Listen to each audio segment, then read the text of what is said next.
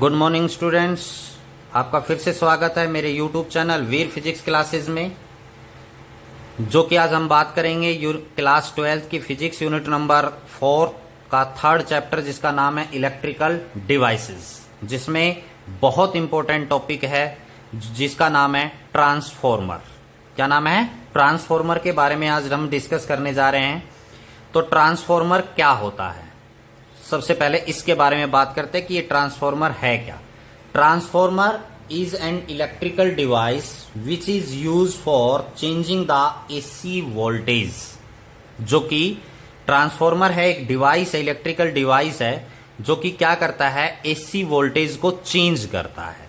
AC voltage का मतलब alternating current जो है उसकी वोल्टेज को चेंज करता है, न कि अल्टरनेटिंग करंट को डीसी में डायरेक्ट में बदलता है। कुछ बच्चे हैं इसमें बहुत गलतियां करते हैं, वो लिखते हैं एसी टू डीसी। नहीं भाई, गलत बात है आपकी। ट्रांसफॉर्मर है वो क्या करता है, एसी जो वोल्टेज है उसको या तो अप करता है या उस वोल्टेज को डाउन करने के काम आता है। इसको समझाने के लिए एक बहुत आसान सा एक एग्जाम्पल है आपके सामने कि आपके घर जो होते हैं, घरों के पास जो है वो ट्रांसफॉर्मर लगा हुआ होता है बिजली का। वो ट्रांसफॉर्मर जो है वो आपका स्टेप डाउन ट्रांसफॉर्मर, जो कि क्या करता है, हाई वोल्टेज को डाउन कर देता है। जैसे ट्रांसफॉर्मर के अंदर जो पावर हाउस होता है उससे इलेक्ट्रिसिटी आती है, वो जैसे 11,000 वोल्ट 11,000 वोल्ट अगर आपके पास आ रही है एसी वोल्टेज, तो इसको ट्रांसफॉर्मर है 250 या 230 या 220, यानी लगभग जो रहता है वो 230 से 220 के आसपास रहता है, 220 से 230 वोल्ट।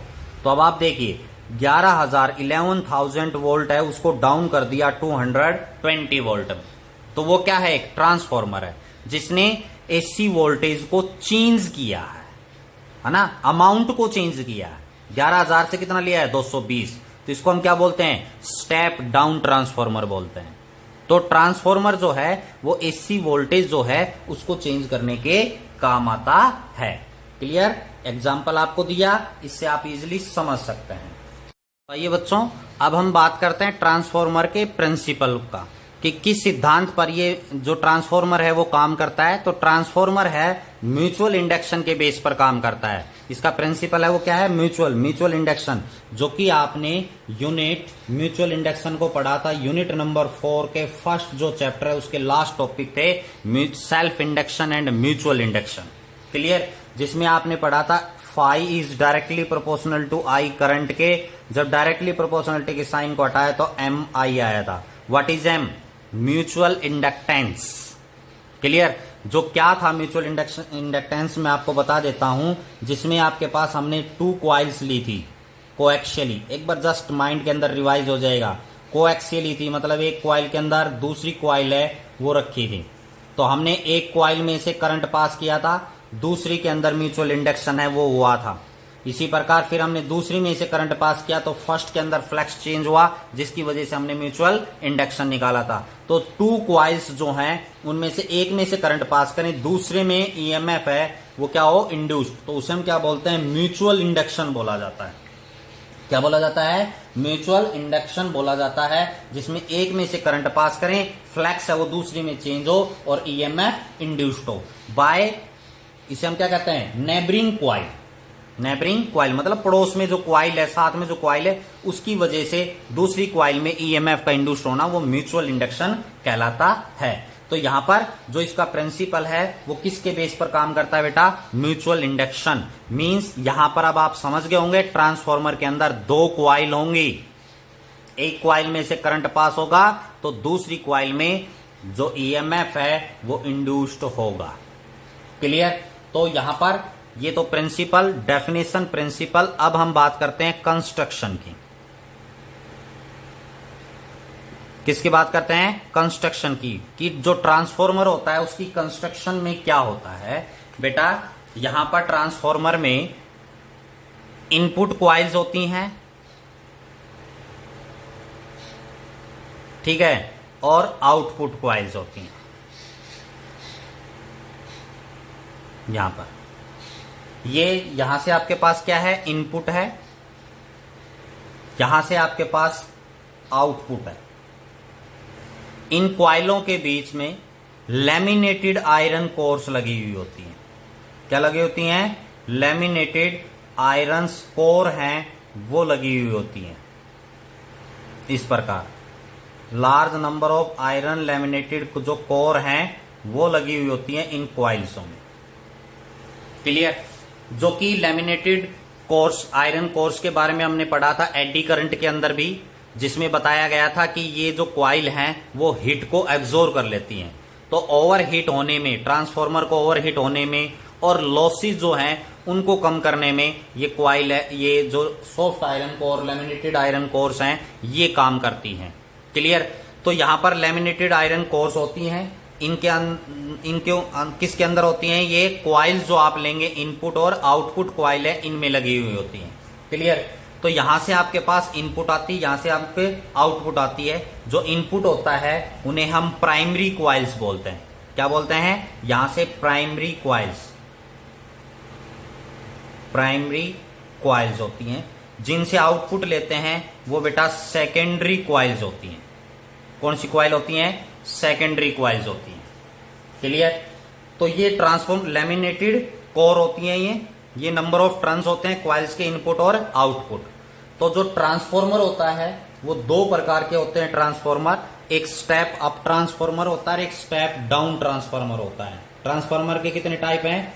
एक स्टेप अप ट्रांसफॉर्मर, ठीक है, स्टेप अप। तो स्टेप अप का मतलब ऊपर जाना। तो स्टेप अप कैसे होगा? आपको पता है इसमें स्टेप अप में क्या होगा? जो प्राइमरी क्वाइल्स हैं, number of turns in primary, N number of turns, P का मतलब प्राइमरी, इसके अंदर लेस होंगे और नंबर ऑफ टर्न्स हैं वो सेकेंडरी के ज्यादा होंगे। टू टाइप्स के ट्रांसफॉर्मर के बारे में डिस्कस कर रहा हूं। ये कंस्ट्रक्शन में आपके पास लैमिनेटेड आयरन कोर है, इनपुट आउटपुट क्वाइल्स होती हैं, नंबर ऑफ टर्न्स होते हैं उनके अंदर, जिनके बारे में हम डिस्कस करें। स्टेप अप होगा जिसके अंदर नंबर ऑफ टर्न्स प्राइमरी के लेस होंगे स्टेप अप में और सेकेंडरी के ग्रेटर होंगे। दूसरी टाइप का जो ट्रांसफार्मर होता है वो होता है स्टेप डाउन। कौन सा ट्रांसफार्मर होता है? स्टेप डाउन ट्रांसफार्मर होता है, जिसके अंदर number of turns of primary greater होते हैं, number of turns in secondary less होते हैं। जो कि आप घरों के पास जो मैंने आपको बताया जो ट्रांसफार्मर होते हैं बिजली के, वो स्टेप डाउन ट्रांसफार्मर होते हैं, जो कि 11,000 वोल्ट जो आती है उसको 220 वोल्ट में कन्वर्ट कर देता है। तो ये डाउन किया है, स्टेप डाउन हो गया। तो ध्यान रखें, स्टेप डाउन का मतलब कम करना है। तो प्राइमरी मतलब ये क्वाइल ज्यादा होंगी, सेकेंडरी की क्वाइल कम होंगी। स्टेप अप ट्रांसफार्मर है, उसमें क्या होगा? प्राइमरी की कम होंगी, सेकेंडरी की क्या होंगी? ज्यादा। तो जो पेपर आएगा, पेपर में जो क्वेश्चन आएगा उसमें कहेगा वो आपसे कि भैया स्टेप अप ट्रांसफार्मर बनाइए या स्टेप डाउन ट्रांसफार्मर आप बनाइए। तो आपने नंबर ऑफ टर्न्स की क्वाइल्स के जैसा मैंने बना रखे, यहाँ पर टर्न कितने हैं? 1 2 3, यहाँ पर 1 2 3 4 5। तो ये कैसा ट्रांसफार्मर हो गया? स्टेप अप ट्रांसफार्मर हो गया। कौन सा ट्रांसफार्मर हो गया? Step up. और अगर डाउन के लिए कहे तो इसमें नंबर ऑफ टर्न्स ज्यादा कर दीजिए, इसमें नंबर ऑफ टर्न्स कम कर दीजिए, तो वो क्या हो जाएगा? स्टेप डाउन ट्रांसफार्मर है वो हो जाएगा। तो बच्चों अभी तक हमने डिस्कस किया ट्रांसफार्मर की कंस्ट्रक्शन, जो कि आपके पास है इनपुट एंड आउटपुट। इनपुट को प्राइमरी क्वाइल्स बोलते हैं, आउटपुट को सेकेंडरी क्वाइल्स। ट्रांसफार्मर के दो टाइप्स होते हैं, एक स्टेप अप ट्रांसफार्मर जिसके अंदर number of turns in primary जो है वो लेस होंगे और सेकेंडरी के अंदर ज्यादा होंगे। स्टेप डाउन में प्राइमरी में ज्यादा होंगे और सेकेंडरी में नंबर ऑफ टर्न्स हैं वो कम होंगे। तो जैसे ये जो ट्रांसफार्मर मैंने बनाया है, यहाँ पर आप देख रहे हैं, ये कौन सा ट्रांसफार्मर है? स्टेप अप ट्रांसफार्मर है। कौन सा ट्रांसफार्मर है? Step up. ये आपसे पेपर में कहेगा कि कौन सा डायग्राम आपने बनाना है। अब इसकी वर्किंग एंड थ्योरी के ऊपर आते हैं। किसके बारे में आते हैं? वर्किंग एंड थ्योरी के बारे में डिस्कस करते हैं। तो जैसे हमारे पास क्या है कि अल्टरनेटिंग ईएमएफ, यहां से जैसे इनपुट देंगे तो अल्टरनेटिंग ईएमएफ जाएगा E = E0 sin omega t। इसके अंदर इन जाएगा, फिर क्या होगा? इसके अंदर इनपुट जाएगी यहां से इस कॉइल के अंदर। इस कॉइल के अंदर दूसरी जो सेकेंडरी कॉइल, इन दोनों के बीच में कोई फिजिकल कॉन्टैक्ट नहीं है, इस बात का ध्यान रखना है। तो प्राइमरी में से क्या होगा? ईएमएफ जाएगा, यहां पर जिसको हम E equal to E naught sine omega T equation से हम रिप्रेजेंट करते हैं, जो कि इसी यूनिट में बहुत बार हम यूज कर चुके हैं। तो यहां से इनपुट जाएगा, तो ये जो सेकेंडरी क्वाइल है इसके अंदर ईएमएफ है वो क्या होगा, इंड्यूस्ड होगा, मतलब फ्लैक्स चेंज होगा म्यूचुअल इंडक्शन की वजह से, ठीक है, जो कि म्यूचुअल इंडक्शन हमने पढ़ा था, इसके प्रिंसिपल में था। इसकी वजह से यहां पर क्या होगा, ईएमएफ है वो क्या होगा, इंड्यूस्ड होगा। क्लियर, सेकेंडरी क्वाइल के अंदर। तो अब ये लॉज जो हैं वो किसने दिए थे, इलेक्ट्रोमैग्नेटिक इंडक्शन के बारे में बात आ गई, जो कि किसने कही थी, Faraday law of electromagnetic induction. तो यहां पर क्या है, अब पॉइंट्स हैं वर्किंग एंड थ्योरी, तो इसमें इसके ऊपर ध्यान देना है आपने, इस पॉइंट के ऊपर बहुत इंपॉर्टेंट आपके पास पॉइंट है, जिससे सारा सॉल्यूशन होगा कि according to Faraday laws of electromagnetic induction the induced EMF, जैसे ये इंड्यूस्ड ईएमएफ यहां पर होगा per turn, induced EMF per turn. तो यहां पर इंड्यूस्ड ईएमएफ का मतलब क्या है, जैसे आपको लिख देता हूं Faraday law of electromagnetic induction के अकॉर्डिंग कि induced EMF E that is equal to किसके बराबर होता है, D phi B by D T के बराबर होता है। मैग्नेटिक फ्लक्स, ये नेगेटिव साइन आपको पता है इसके साथ होता है induced EMF is equal to D phi by D T होगा।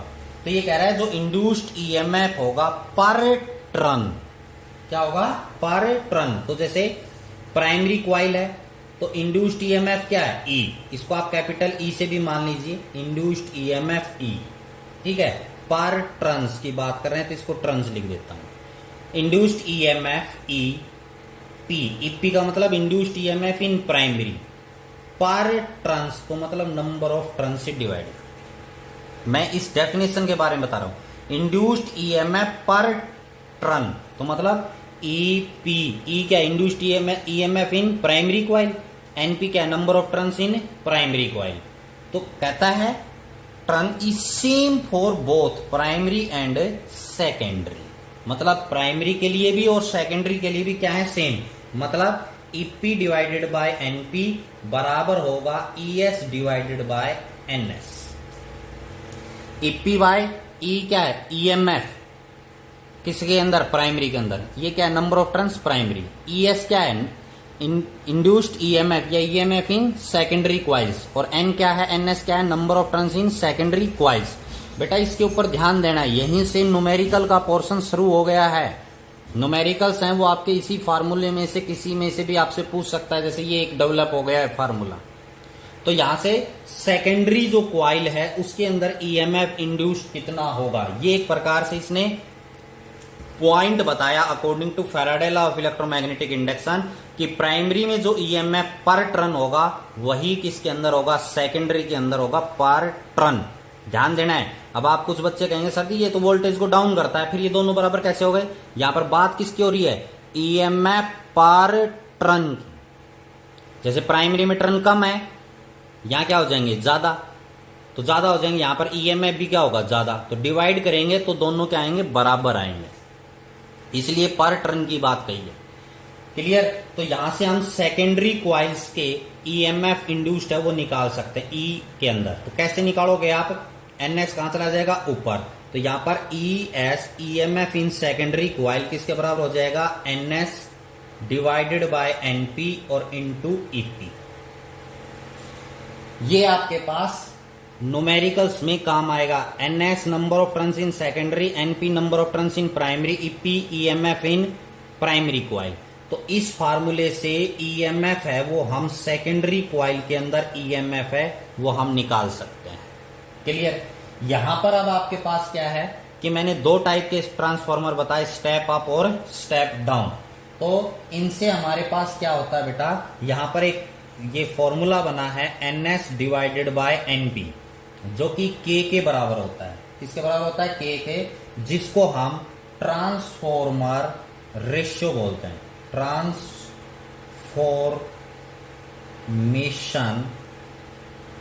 रेशियो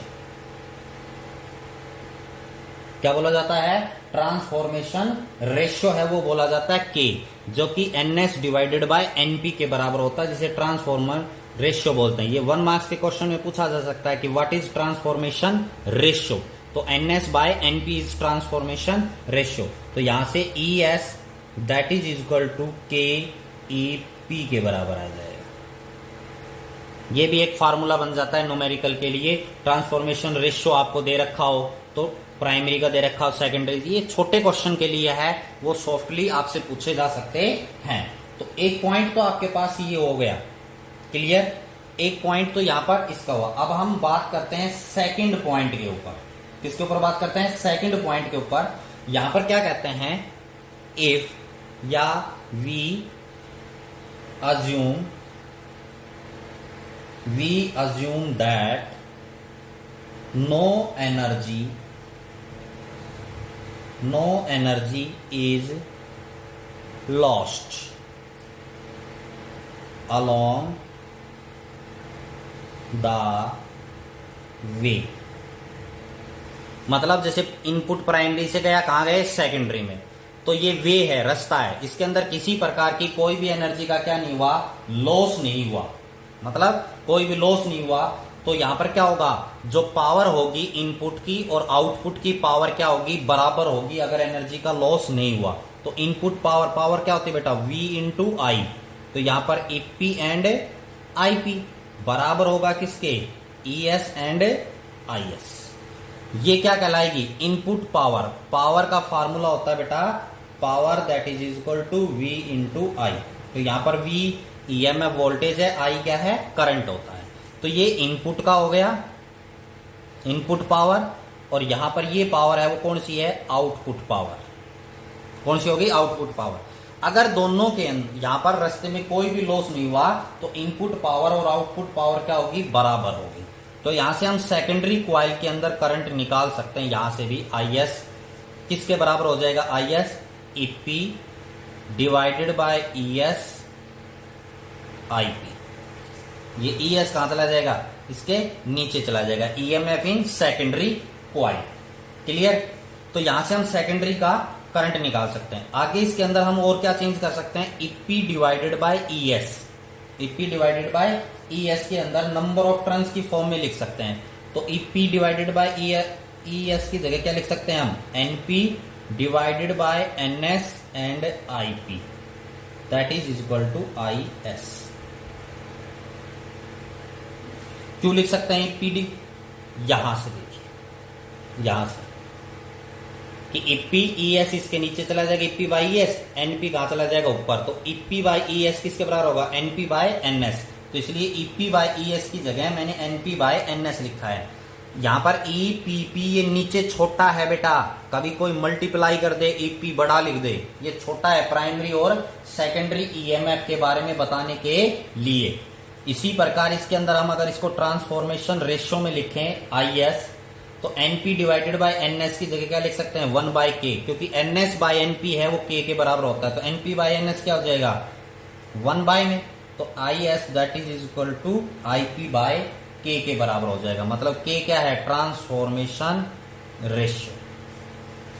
यहां पर अब आप देख रहे हैं, एक चीज आपको बता देता हूं क्या, कि EMF तो है, जैसे सेकेंडरी का EMF है वो directly proportional to number of turns है। देखो डायरेक्टली है या नहीं है ना? लेकिन यहां पर करंट है वो उल्टा होगा बेटा। देखो गौर से, IS है, IS यहां पर है, मतलब करंट इन सेकेंडरी कॉइल, ये इनवर्सली प्रोपोर्शनल क्या है? NS, मतलब number of turns in secondary coil. इसी प्रकार IP का निकालोगे तो वो नंबर ऑफ टर्न्स के क्या होगा? Inversely proportional. तो यानी करंट जो है वो प्राइमरी में है वो इनवर्सली प्रोपोर्शनल टू NP होगा। इसी प्रकार IS है वो भी इनवर्सली प्रोपोर्शनल टू NS होगा, मतलब number of turns in secondary and number of turns in primary. तो करंट है वो क्या होगा बेटा? इनवर्सली प्रोपोर्शनल होता है। क्लियर? तो इसमें और EMF है वो क्या होगा? डायरेक्टली प्रोपोर्शनल होगा किसके? नंबर ऑफ टर्न्स से। तो इस प्रकार ये दो पॉइंट है, ध्यान देना इसके अंदर, एक तो ये और एक ये, दोनों से हम यहां पर फॉर्मूले हैं करंट से रिलेटेड, EMF से रिलेटेड हम निकाल सकते हैं। आइए बच्चों, अब हम बात करते हैं ट्रांसफॉर्मर की एफिशिएंसी के बारे में। एफिशिएंसी ऑफ ट्रांसफॉर्मर के बारे में बात करते हैं, जिसको बेटा हम ईटा से डिनोट करते हैं इस प्रकार। ये N है, इसका ये लेग है, बड़ी करनी है। ईटा एफिशिएंसी किसके बराबर होती है बेटा? Efficiency output power divided by input power. Efficiency है वो किसके बराबर होती है? Output power divided by input power. तो बेटा आउटपुट पावर अभी हमने डिस्कस किया, जो कि V इंटू आई के बराबर होगा। तो आउटपुट में कौन है? सेकेंडरी कॉइल, तो ES IS। इनपुट में क्या होता है बेटा? EP and IP। मतलब प्राइमरी के अंदर EMF और प्राइमरी के अंदर करंट है। क्लियर? तो ये क्या हो गया? आउटपुट पावर, और ये क्या हो गई बेटा? इनपुट पावर के बराबर हो गई। ठीक है, इसकी अगर परसेंटेज निकालें, एफिशिएंसी इन परसेंटेज, तो ये क्या हो जाएगा बेटा?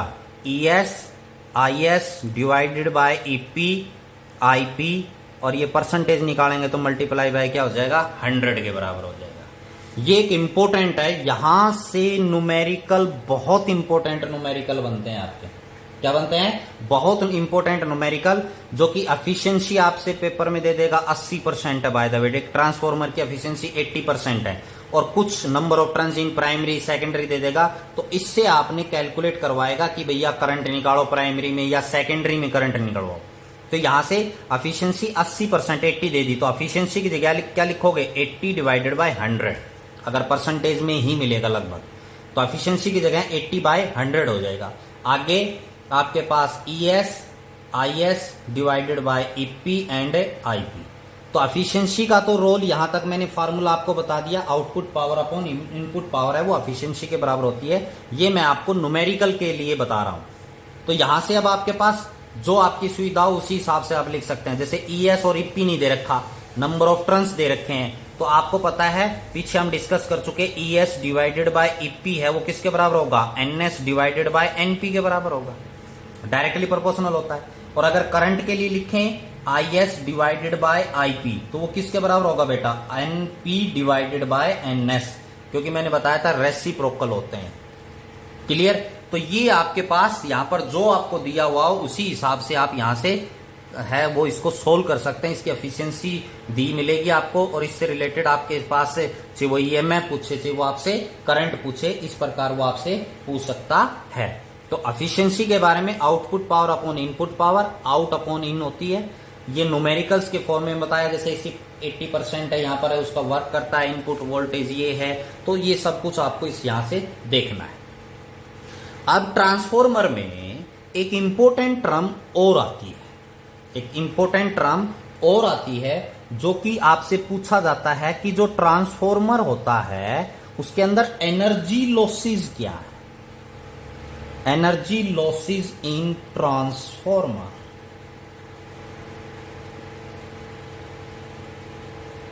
कि जो ट्रांसफॉर्मर होता है उसके अंदर एनर्जी लॉसेस क्या है? एक ये इंपॉर्टेंट क्वेश्चन बनता है ये भी। तो यहां पर एनर्जी लॉसेस में क्या है? कॉपर लॉस है। कौन कौन से लॉसेस हैं, इनको आपने करना है? कॉपर लॉस है जैसे, ठीक है। दूसरा लॉस है जो आपके पास आयरन लॉस है, नाम से ही आप लोगों को पता है कॉपर लॉस का मतलब कि जो आपके वायर है, वाइंडिंग वगैरह की है वो है, सॉफ्ट आयरन कोर है। इसी प्रकार तीसरा जो है वो है लीकेज,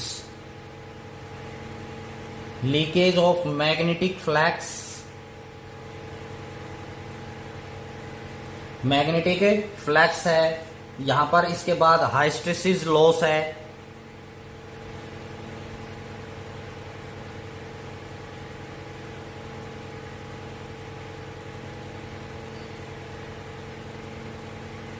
ठीक है। तो इस प्रकार के ये जो लॉसेज हैं ये आपने लिखने हैं। ये पेपर में आपसे पूछा जाएगा कि what's are the energy losses in transformer. Copper loss है आपके पास, जैसे आपके कॉपर कॉइल वगैरह ट्रांसफॉर्मर में बनाई जाती हैं, उनकी वजह से जूल्स लॉ ऑफ हीटिंग होता है। इसी प्रकार आयरन है, आयरन लॉसेज होते हैं जो एडी करंट की वजह से यहाँ पर हीट वगैरह होती है। आयरन कोर्स में, सॉफ्ट आयरन कोर्स में मैंने बताया एडी करंट होगा, हीट प्रोड्यूस होगी, उसकी वजह से हो जाता है। मैग्नेटिक फ्लक्स है वो लीक हो जाता है। तो ये सब चीजें हैं। इसी प्रकार जैसे हाइस्टेसिस लॉसेज, हाइस्टेसिस लॉसेज में क्या है, जैसे सॉफ्ट आयरन कोर्स वगैरह आप यूज करेंगे वो मैग्नेटाइज, डीमैग्नेटाइज, क्योंकि करंट पास होगा कॉइल में से, उसकी वजह से क्या होगा, मैग्नेटिक फील्ड आएगा। तो मैग्नेटिक फील्ड इंड्यूस्ड हो जाता है कोर्स में, तो वो फिर दोबारा से करंट आप करेंगे, हटाएंगे, डिस्कनेक्ट करेंगे, तो वो मैग्नेटिक प्रॉपर्टी थोड़ी कुछ समय के लिए रह जाती है, तो वो वहां पर हाइस्टेसिस लॉस कहलाते हैं। क्लियर। इसी प्रकार यहां पर एक फिफ्थ और आप लिख सकते हैं, humming noise. HUMMING, humming noise of a transformer. जैसे जब करंट पास होता है ना, जैसे आप देखेंगे आपके घरों के पास ट्रांसफॉर्मर होता है, उसके पास जाएंगे तो आप आवाज को सुनना है, दूर से सुनना है, नजदीक से नहीं, कभी जाके करंट लग जाए, नजदीक से नहीं देखना है, दूर से ही आप देखें। तो आप जब लाइट आई हुई होती है तो उसमें क्या होता है, हमिंग की आवाज सुनाई देती है, इस प्रकार की आपको आवाज सुनाई देती है, वो क्या होती है, हमिंग नॉइस। ठीक है, तो उसकी वजह से क्या होता है बेटा, यहाँ पर लॉसेज हैं वो होते हैं। क्लियर? तो आप इसको हमिंग है, आप नॉर्मल जो और भी ट्रांसफॉर्मर वगैरह होते हैं उनमें आप इस आवाज को सुन सकते हैं इजिली। क्लियर? तो ये ट्रांसफॉर्मर का है, नजदीक जाके मत देखना बिल्कुल, कभी टच कर दो उसको करंट लग जाएगा। मैं ये नहीं कह रहा है कि वहां जाकर उसको टच करें, करंट लग गया तो आप को पता है क्या हो जाएगा फिर। ठीक है ना, दूर से ही आप उसकी आवाज इजिली है वो सुन सकते हैं। क्लियर हो गया? तो ये कुछ लॉसेज हैं, एनर्जी लॉसेज हैं इन ट्रांसफॉर्मर। इसी प्रकार यूज है, यहां पर नेक्स्ट जो पॉइंट आपने करना है, यूज ऑफ ट्रांसफॉर्मर। ट्रांसफॉर्मर के क्या है, यूज है।